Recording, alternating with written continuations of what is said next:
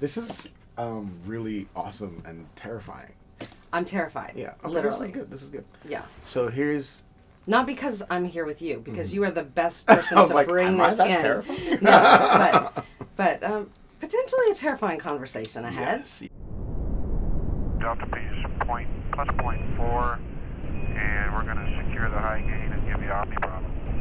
Blessing offer. How are you? This is really awesome and terrifying. I'm terrified. Yeah. Okay, literally. This is good. Yeah. So here's...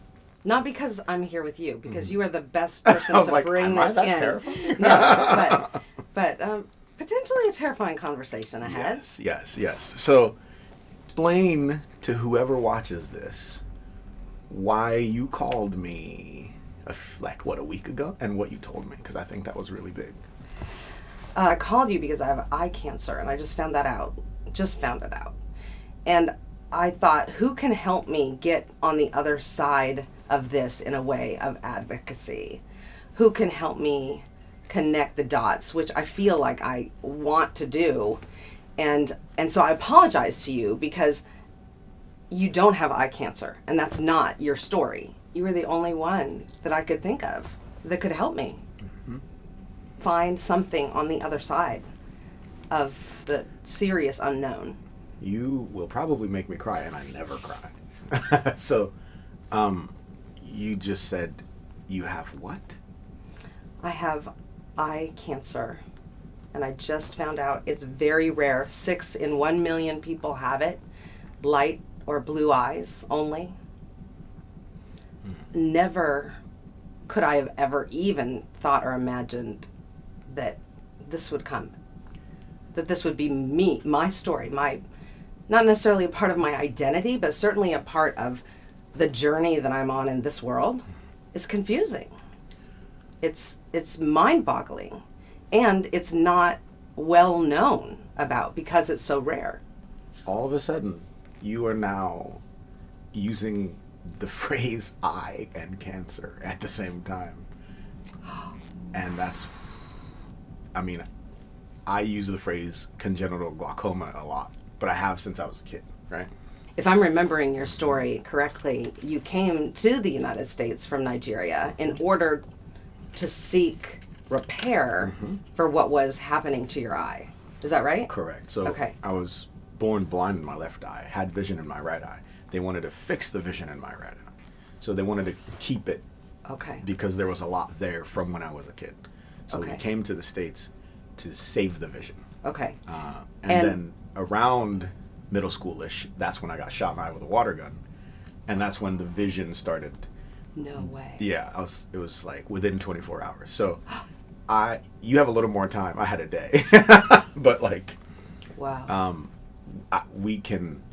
that's where we can commiserate, is from grief and loss. At 13, when something that big happens, besides being 13 already, and like the world's already going crazy, all of a sudden you're dealing with a lot of questions of self-identity, like what's going on, who am I, what are my friends gonna think, blah blah blah blah blah. You know what I mean? Like all of those like roiling uncertainties. So Of course. And I'm thinking the phone call that had to go back to your parents. correct. Back to your dad.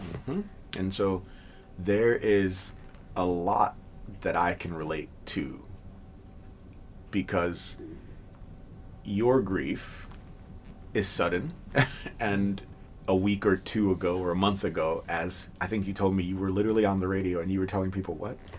For about a month, Blessing, on my nationally syndicated radio show and on another radio show that I do, I was saying, can we just pray that God will give us eyes to see? That we would just have eyes to see what he's doing. You were asking people for that, telling people to do for that. a month. That God would give them eyes to see. Yeah, just randomly in their life. I remember saying to my mom, is this a joke? And I was saved when I was very young. And so I like to say that I've done all my sinning as a Christian. I don't know what kind of sinning I did before 5 years old, but that is my my story. And the reason I came to Jesus was because I needed a father. My dad had a motorcycle wreck, and at 26, he was gone in an instant. And so I went to church for the first time that I can remember, and I remember praying the prayer of salvation. And I made a little invitation for my mom to come to church. And she came on Easter Sunday morning to the Easter Sunday service. And while I was down in Children's Church, she accepted Jesus as her personal Savior in service that day. And if my mom was sitting right here with me, and girl's my bestie, I love her so much, she would say that as she sat in that church, in those pews, that the preacher said everything that she did and said and was. And she's like, I don't even know if that message applied to anybody else in that service because it was so pointed To her. to me. Yeah, to my mom. Yeah, that's what she would say if she was here. I mean, if she was sitting here. Right. She's at home She is where I here. grew up. Yeah. She's on Earth. Just for clarification. Yeah. The interesting thing is when faith and tragedy collide. Yes. Right? So part of the reason I write songs like I write songs, part of the reason I treat music like I treat music and do what I do how I do it is because I think sometimes we can want to paint this super happy-go-lucky, carefree picture of what it is to have faith, right? To believe, you know what I mean? I think when we do that, we kind of do a disservice to ourselves and to people around us, right? We use words like valley and storm and all the cliche words. Yes. And we forget that valley doesn't always mean sad. Yeah. And storms aren't always bad. Yeah. And mountaintops can be cold. Yes. And lonely and this, that, and the other thing, and that in the valley there are actually lots of fresh streams and beautiful gardens and flowers, and so it's like there's a lot of life in the journey, and we forget that it's not always victory day. You know what I mean? And I always, it's funny because when we first met, you did an interview with me in the van, right? Yes. Right? Yes. And when you were doing the interview with me in the van, as one does, you were like, something to the effect of, so how did you lose your vision? You know what I mean? And I always joke about how, like, I know the answer people want. It's like, well, this happened and this happened, but it's okay now. Do you know what I mean? And that's the good 90-second, 30-second commercial interview version, right? And it's not to say that isn't true, but it is to say, if I threw that out casually, and someone heard it, they would go, well, if he's okay, why am I not okay? Right. Do you know what I mean? And so I'm so hesitant to say, well, this happened, but then through the love of God, I'm okay. You know what I mean? Because I don't ever want people to hear that and go, oh, I should be okay, like Blessing is, right? Because the truth of grief is that it's this zigzaggy, roiling, like up and down, sideways adventure, right? We paint such a simple picture of it. Our Christianese shorthand is valley bad, mountaintop good. Right. Why? What we misunderstand about grief or loss or any of this stuff is that all those fun stories we love to tell really fast, if we just took our time and told them like they deserve to be told, that's where your fruit is, right? Wow. Whatever is me that people, want me to talk about, that came from wrestling in the valley. You know what I mean? Whatever people want me to talk about, that came from the wrestling. Yeah. That's where all that good stuff comes from, and yet we love skipping by it. Because but it's people hard. want to hear it. But people want to hear it, but they don't want to hear it. Yeah. They want to hear it from the victory side of it. Yes. And they want to hear it from the, but you're better now, right? And like, yes, but like, don't just worry about the being better. And I think maybe it's a cultural thing. It's a Western cultural thing, because the assumption is we surely are good people. That's when someone says, "How come bad things happen to good people?" Right. The thought is that we are good people, right? Yeah. And then the thought is we don't deserve bad things, right? When really, where I'm from, and in most third world countries, bad things happen. That's an accepted fact of life. So when something bad happens, you go, well, that's just life. So Right. when I lost my vision, part of my cultural understanding of a bad thing happening is, yeah, bad things happen in life. Yeah. And so I didn't have to wrestle with that question, how come bad things happen to good people? Because where I'm from, I know a lot of people that are quote unquote good, and there's a lot of bad things that happen to them. And so those weren't contrary concepts, right? So it's like, that's the beginning of my understanding of life is I'm from a place where bad things happen, period. Wow. As opposed to I'm from a place where we expect only good things to happen, which I think is a very Western mentality. Yes. You know what I mean? Do you, and in the moment when the doctors told you this, was there a part of you that said, why is this happening? I don't deserve this. What was that like? No, I didn't. I've told you before. I thought I front-loaded my trauma in my life. That's what I said. But what unfortunately came to my mind was, this is a familiar place. Oh, girl. I was on my way back from the diagnosis, and I was just kind of talking to God and grabbing my steering wheel and not trying to rage drive, but just It's okay. and I just heard him.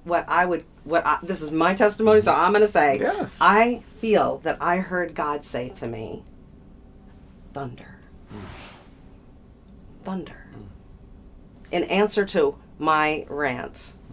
And my middle name is Thunder. Right smack dab in the middle of my identity. I never thought of it that way. Now, of course, it's the German word for thunder, which is Donner.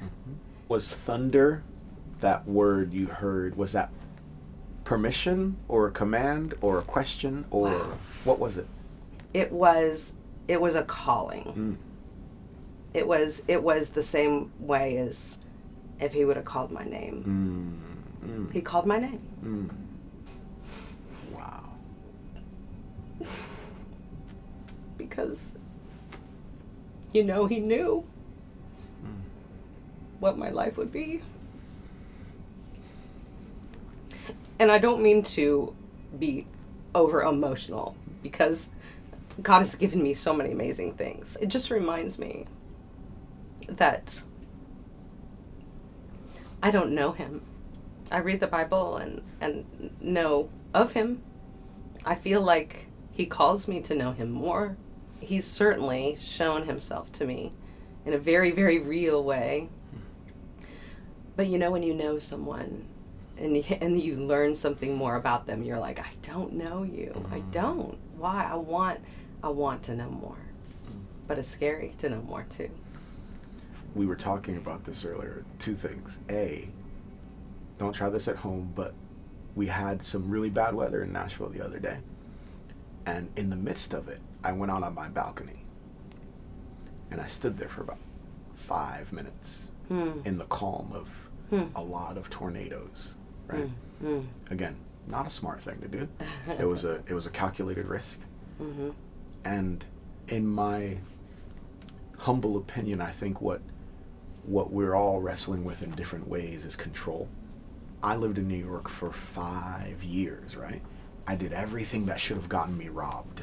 New York City. Oh yeah. I would play gigs late, come home at 3 a.m. by myself. You know what I mean? Like, people are like, Blessing, you lived in New York. Why are you on the subway? Everybody, literally, inevitably, someone would go, how are you in New York? Are you okay? I'm like, I'm so okay. I'm so okay. It wasn't because I didn't take normal people precautions, right? But it was because since I was 13, and since I lost most of the functional vision in my right eye, I have this really deep acceptance that I am not in control. Yeah. Right? And from that place, you actually feel great. As soon as you go, oh, I'm not in control of anything. Anything can happen, right? Like, I lived in New York for 5 years. Not a hair on me was harmed ever, right? Not because it couldn't have happened, but because it was not the plan. Just like that water gun shot could have hit anywhere else, but it hit here. It's, okay, I'm going to say something. That was what God allowed to be in my life. That was even, I might go so far as to say, the concept of God's goodness came about through what I, in that moment, considered tragedy. And that is a mind-blowing thing for me to tell people. And I would never tell it to people normally because they'd be like, oh, that's so inspirational. But I don't mean it that way. I really mean it in the true sense of the word. Like, who I am today has only been because that accident happened, right? And so any fruit that I kind of carry forth was from that valley, right? And so much so that... Wow, that's beautiful. The fruit that I carry is from that valley. Yeah, and... That's beautiful. And I have enjoyed who I am from that, right? So, wow. And here's how you know when God's really worked on something. If you could take me back to 2 minutes before that happened, and I mean this with all due sincerity, I would search for that place again. I would say, where was I standing? And I would take that shot again. Oh my gosh. That's how you know God is good. So, because I don't want to, I like what he did with it. Isn't that crazy? I like what he did with it. I really like what he did with it. And that's, you couldn't have told me that 3 minutes afterward. So, I would never say to you, Nick, it's going to be okay. I mean, it is going to be okay, but like, really what I want for you 5 years from now is that you like what he did with it. Isn't that the craziest thing? Yeah. It's beautiful. I would never give that statement to someone in 30 seconds because that would be unfair. That would be meat that a child isn't ready for because they would take that and run the wrong way with it. Yeah. Because that didn't come overnight. Yeah. You know? I think that's a great phrase to hold on to. I mentioned that I had a lot of hard times, hardships, whatever the proper phrase of it. Growing up was really, really hard. And so I was, thinking about you as a 13-year-old going through your struggles. And I know it doesn't seem like I know this doesn't seem like a very American thing, but I grew up as a shepherdess. Wait, what? A shepherdess. You a were female you were shepherd. like David, except a girl. Yeah. We raised a lot of sheep, but we specialized in the weakest ones. And it was our responsibility to make them live. That's crazy. And most of my childhood, from those early years, up until even beyond 13, I was in the barn sleeping with sheep that might not live to see another day, One of the moments that I hold on to, I was fighting through a lot of these storms in my life that I was going through, fighting through the storms and herding sheep. And there was this one particular sheep that I did not want to lead them. I did not, because the thing about sheep are they're very responsive to their leader. And so if you have a wrong leader, you have a lot of responsive sheep responding to wrong leadership, right? Ooh. And so I wanted to appoint a different leader as a kid, and was really literally going to wrestle this sheep to the ground just because as a kid I didn't have any other way of usurping its authority. Right. Not that it would have done any good. Right. The sheep won, if you want to know the quick story. But I remember holding on to that sheep, just digging my hands into that wool and holding on, and all the other sheep, scattering, and that sheep taking off. And they're strong. Yeah, contrary to popular belief. They are strong, and they're large, strong animals. And as they're running, and I'm holding on to this sheep, I'm being dragged through this prairie grass, and which is really kind of clumps of grass in kind of a sandy clay, deserty dirt. Yeah, and until I finally let go. The sheep would have continued, but I finally just let go in frustration, and with my arms out in front of me, laid there, and I felt the presence of Jesus unlike anything I've ever felt in my life. And I have known Jesus in many different capacities in my life to show himself to me. But in this particular moment, while I was face down on the dirt, I felt like he walked up to me from this reservoir, this water, walked up the hill to me and put his hand on the back of my head, which was against the ground. I felt like he knelt in front of me, put his hand on the back of my head.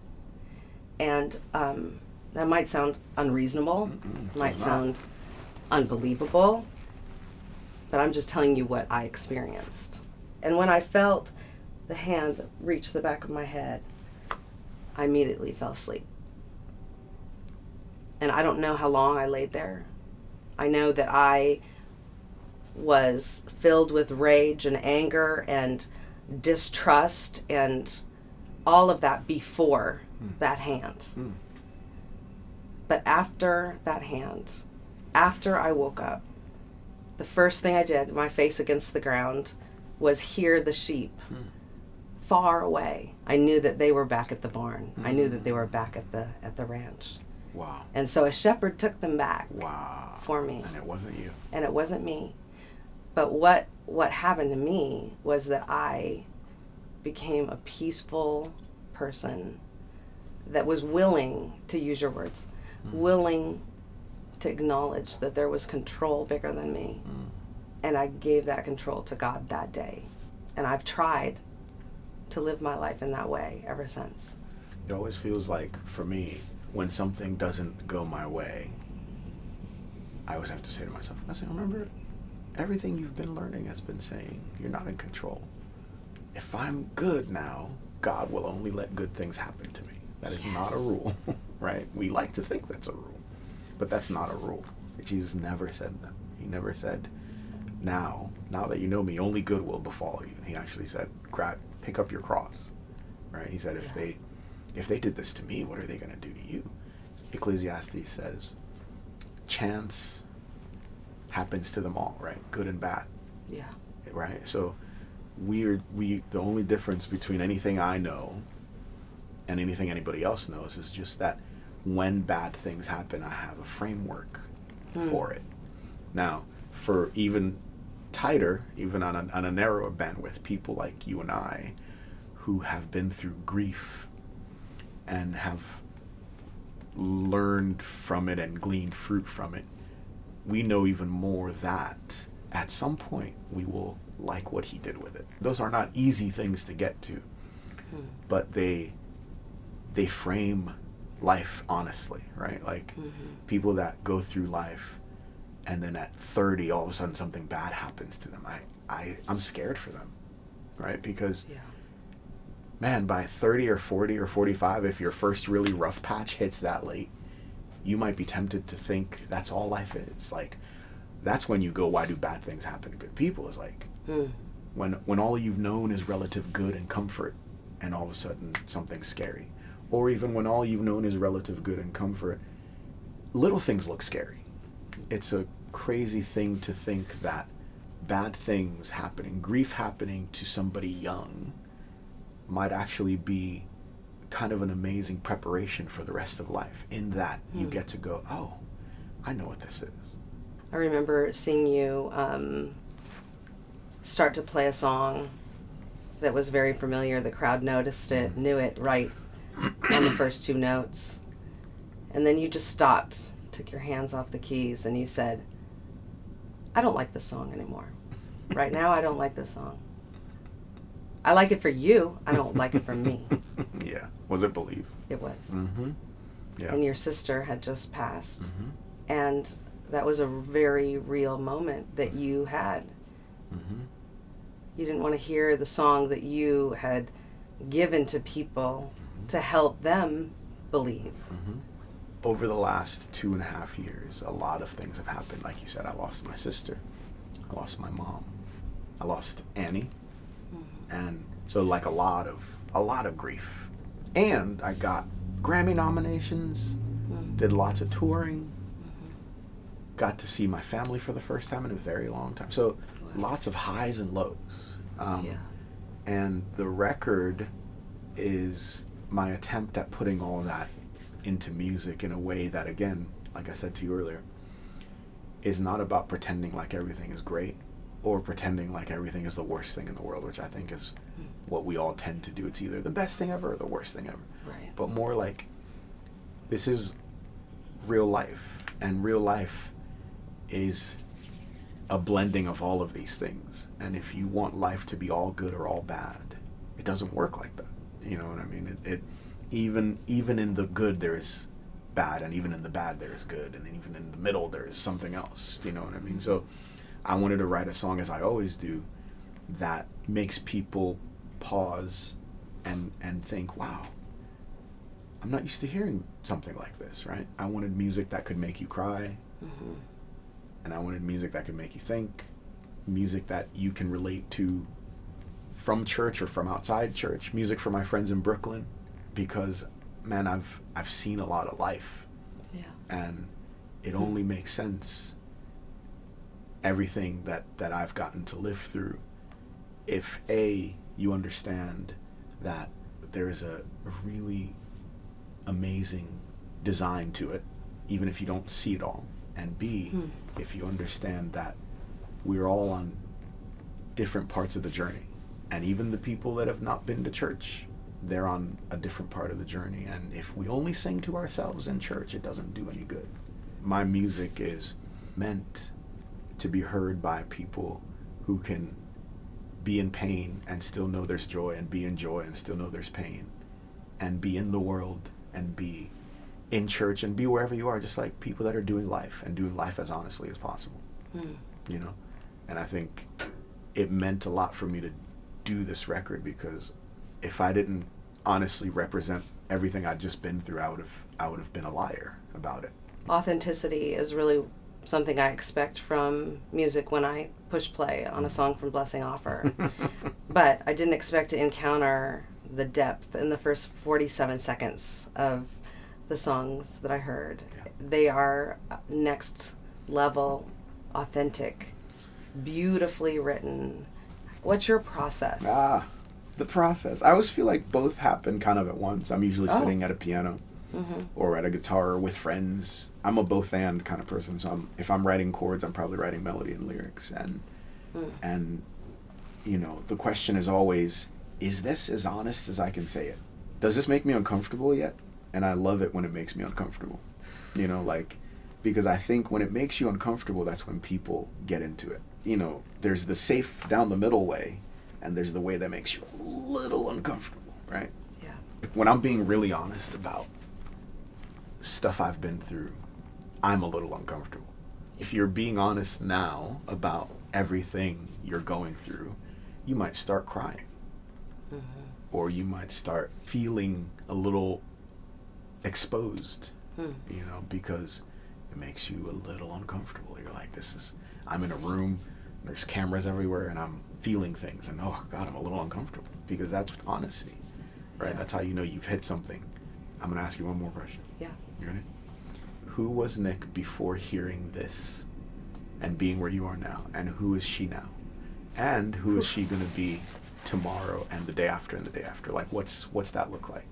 If I was talking to my mom, I would answer this way, that I'm disappointed now, today, that I was depressed before.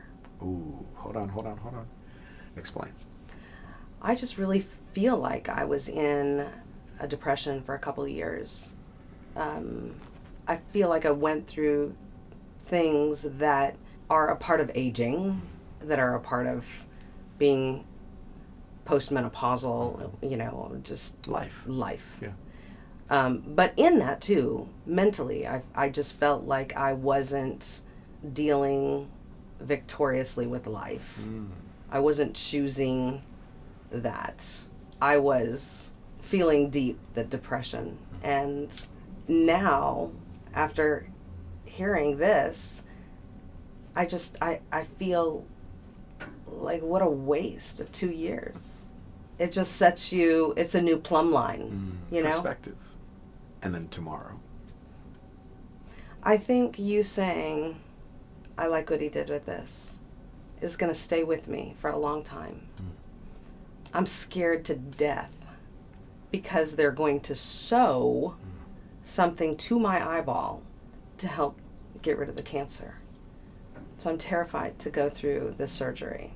It's going to be a 4-day radiation. Shout out to Will's Eye in downtown Philadelphia. They are world renowned. So I know I'm in amazing hands. But this is a rare cancer, and so there's nobody that can tell me what life will look like after. That's a place I'm trying not to narrow in on too soon. I have 2 thoughts for you. Thought number 1 is perspective is really good, and it doesn't diminish where you were before this news, because that's still a real thing. It's just oftentimes we get too caught up in our day-to-day nonsense, and then forget that, you know, there are battles bigger and smaller everywhere. You know what I mean? And it's not that you weren't going through real things back there.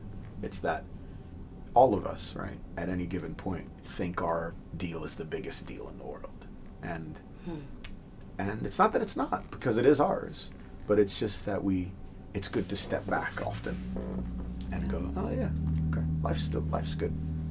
Things like this, big deals, grief things, are just ways of God going, hey, do you realize that you are alive? And it's not to be taken for granted. Because sometimes we forget that we're alive. We just think we're going through miserable things, and then something shakes you up and makes you go, wait, I'm alive. That's, you know? And in a really weird way, that's a gift, to be reminded that you are in fact alive. It reminds me of one of my favorite pieces of scripture, and we know about Joseph being sold by his brothers, thrown into a pit, you know, first, and then sold. And then, of course, God does amazing things with that. But the part that I love about that story is when Joseph hasn't yet revealed himself to his brothers. His brothers are there before him because there's been an appointment made for them, right? Tell me why you need grain, why you need food. He wanted to see them. He wanted to hear their plight. He wanted to, most of all, see his youngest brother who wasn't present. Benjamin. Yeah. And, but in that, there's this little moment in the Bible that I'm so grateful is there. It talks about him removing himself from his brothers and going into a separate room. They heard him crying in the next room. How confusing, not knowing who this was, why that emotion would be there. Thinking of the architecture and the hollows of that sound, and the grief that he was holding on to, the moment that he maybe thought, maybe I'll see them again at some point in my life. And this was it. And then later he would reveal himself as his brother, and they would have a lot of catching up to do. And then he said, what you meant for evil, God meant for good. That is our equivalent of, we end up liking what he does with it. I think so too. It's a big thing to say, because how do you like what he does with, name the grief, right? And sometimes it's not that you like it in the moment, or even in the year, or even in the 2 years, or a decade, or maybe it's not even that you like it in this lifetime. The point of knowing God and knowing there's something more is that at some point you will like what he does with it. Music for me was, like, first and foremost a lifeline. It was what was necessary to survive, because I had so much energy and so much frustration and so much grief and questioning that I needed to channel it into something. And so from necessity, it became a joy. And from joy, it became this thing that I could bring to other people. That's why I love it so much, is because it's never just playing music. It's how I go, okay, it's going to be okay, right? That was God's gift to me, for me to know that it's going to be okay. And from that place, it becomes inexhaustibly easy to give to other people. I could do it forever. Blessing, we've talked about the authenticity of your music, and you've talked about how important it is that you communicate something that's real. And actually, one of the songs on your new record is called Real.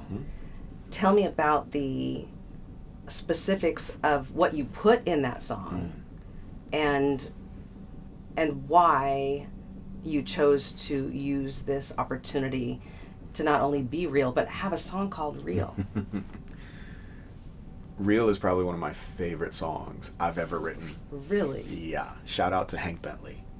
That's I wrote it amazing. with him. One of the lines in that song says, "Can you tell me how you keep your heart so real? You can buy the look, but you can't buy the grease." That's always been in the back of my mind, which is like, you can write a good song, but the feeling when someone means what they're singing is different, right? Someone can tell you it's going to be okay, but when you hear it from someone who's been through something, there's an authority there. I hate to think of myself as someone that's been through a lot, but I've been through a few things, and when I can be real with people, I want them to hear the roots of that reality. It's not casual. I'm telling you it's going to be okay because I've been through a lot of things that would lead me to believe it's not going to be okay, and actually that's not true. It is going to be okay. And so that's what I want my music to do. And that is your faith. Blessing, how have all these life experiences led to the way you live life today? Everything I've been through to this point makes me want to wake up every day and approach people and music and life with as much authenticity and vulnerability and honesty as humanly possible, because like at some point we exit stage left, and it happens every day, and no one knows the hour. And why would I want to do anything but leave the best fruits I can behind, right? So if the music I make and the people I get to interact with, if I have left them any better off, I think that's all I ever want to do. I'm going to ask you. Okay. And you get the closing word. All of the life experience you have been through, everything you're about to go through, you're about to have surgery. Are you scared? A. And when you wake up, what's going to be different, and what will you do differently going forward? I love that you use the word "when you wake up." I think that's a lot of times in life we don't wake up. We're not plugged into what's going on, right? We're on the hamster wheel, so to speak. I love too that you said, I don't have an expectation of what's going to happen when I wake up. Only God knows that. So I think what that's a charge for me to do is to spend more time with the guy that knows. Spend more time, and I don't mean to downplay it that way, but that's what you do, right? That's what we do. Like, if we want to do anything, we come alongside anybody. There's an amazing example of that, coming alongside of someone and learning. And I don't want to diminish what your question is, but I've done radio for my entire life. I grew up using a CB radio out at the ranch in Montana. Everybody did. It was our form of communication, and we would talk on the CB all the time to communicate with the community. And from there, I went to broadcasting school out in Southern California. And from there, I knew I was doing radio and began at a small radio station in New England and Maine. And then from there, ended up in Nashville and at a network here, and then at a local station here. And it's continued. And this is my 32nd year of being in radio, right? While I might have taken a hiatus from behind the mic in radio, I did radio promotions and marketing for a couple record companies, and that was a gift to me. But at the beginning was that coming alongside somebody and learning. And I was at a radio station in downtown Nashville, and I'd often get phone calls for music, but one day I got a phone call from the marketing person at an independently owned record label, and they said, Nick, we hear you on the radio, and we would like you to come and do music for the label. And I didn't know anything about record labels and didn't connect in any way to my previous story, right? I said, I don't know anything about it. They said, we'll teach you whatever you need to know. We just want you to be here with us for the launch of this new trajectory of this band that we have.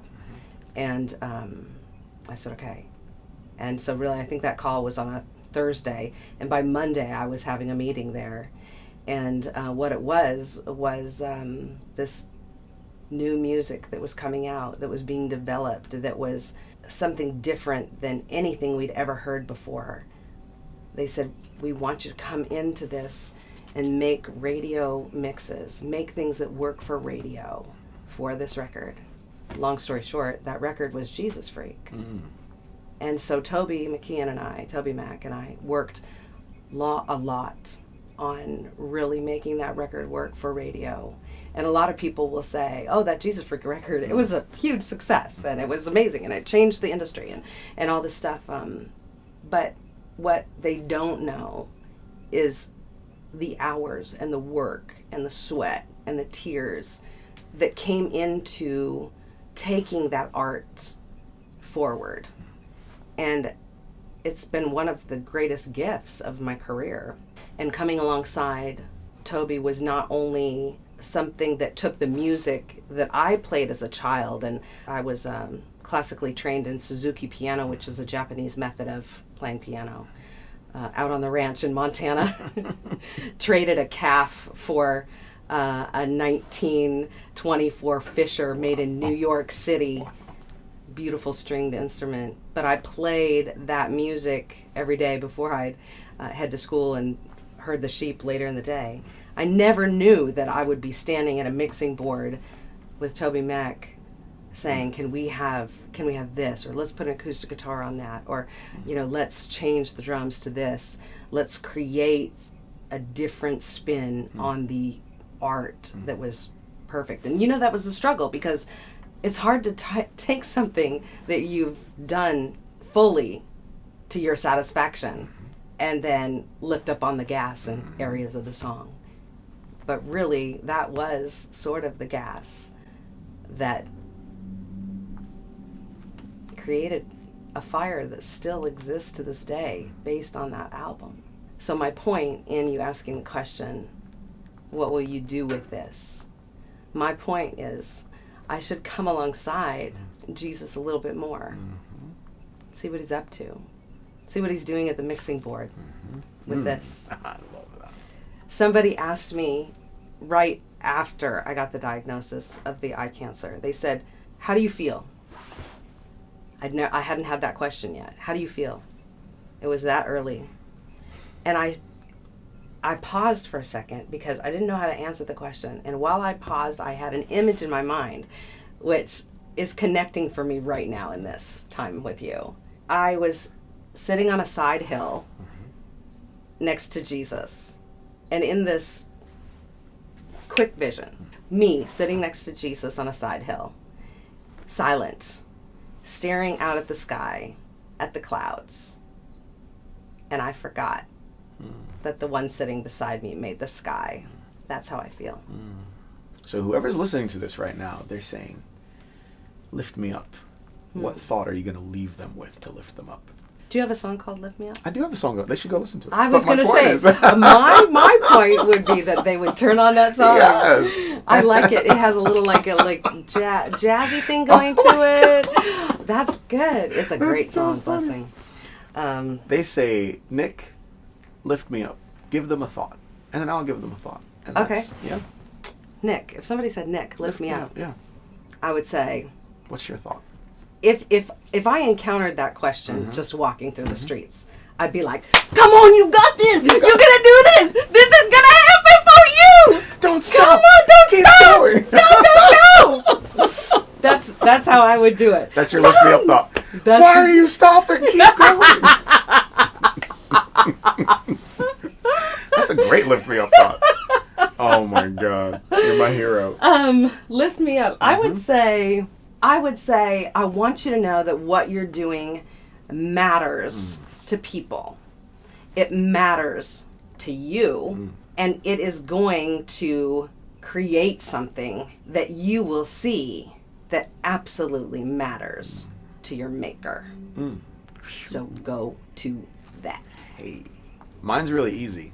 That's kind of what I say all the time, what I think all the time, is that I think sometimes we forget that we are all so much more similar than we are different. Right? I've lived in Nigeria, Connecticut, New York, Nashville, a little bit in LA. Yeah. I've met a lot of people. I cannot say enough that we need to see each other for people first and foremost, and not whatever category they want us to box ourselves up in. You know what I mean? We are first and foremost just people doing life. And if you sit next to someone and you just strike up a conversation with them, I literally do it with strangers. I'll just go talk to them. Yeah. You'll hear the best stories, and B, you'll go, wow, me too. Right? Even if it's in something really little. Someone will say, I miss my dad. And you'll go, oh, wow, me too. So my lift me up thought is everybody you're walking next to is feeling something that you are also feeling, and we are so much more alike. And I just really wish we could all remember that. Does that feel all right? That feels amazing. You've been awesome. You. You bless me.